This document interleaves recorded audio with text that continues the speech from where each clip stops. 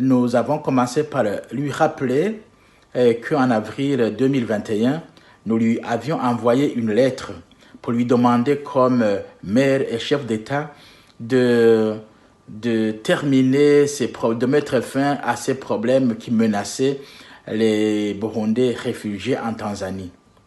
Mais 9 mois plus tard, nous constatons que rien n'a pu évoluer dans la voie positive.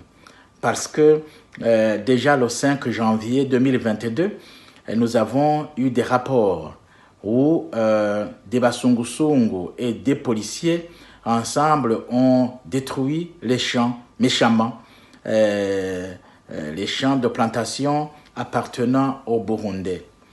Et il a été aussi détruit des marchés de fortune où ils pouvaient s'approvisionner en vivres parce qu'étant confrontés à des problèmes réels de la vie.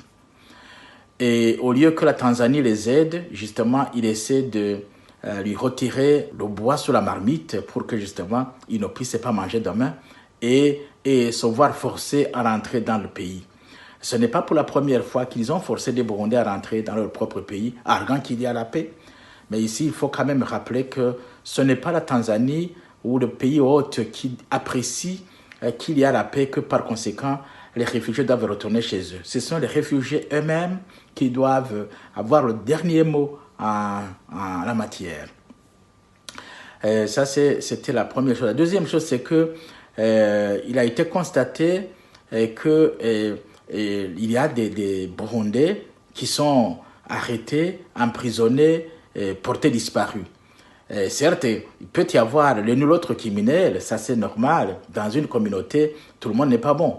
Mais nous constatons que ce genre de choses peut être utilisé, ces arrestations sont utilisées pour en fait semer la peur et forcer les Burundais à retourner au Burundi.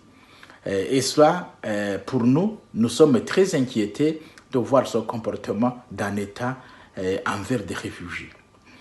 Et nous constatons aussi que c'est quelque chose qui ne concerne pas d'autres réfugiés.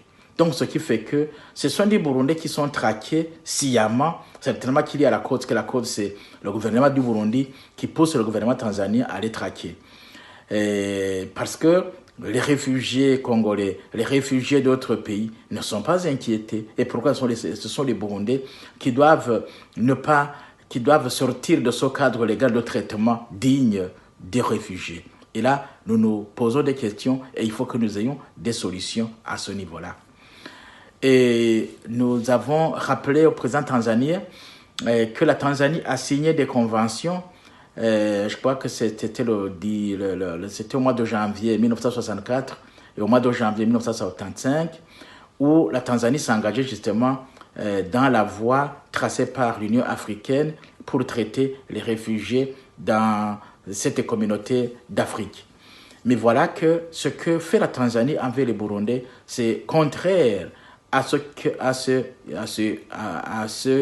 il s'était engagé en signant ces conventions-là. Et c'est pour cette raison que nous lui rappelons qu'il faut absolument protéger les Burundais réfugiés en Tanzanie en vertu de ces conventions signées par la Tanzanie elle-même.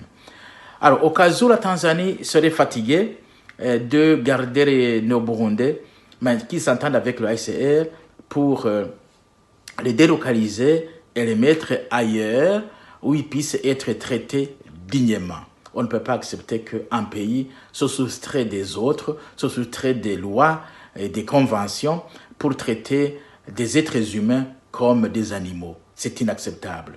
Et si cela persistait, nous allons absolument porter plainte auprès des juridictions qui puissent nous écouter.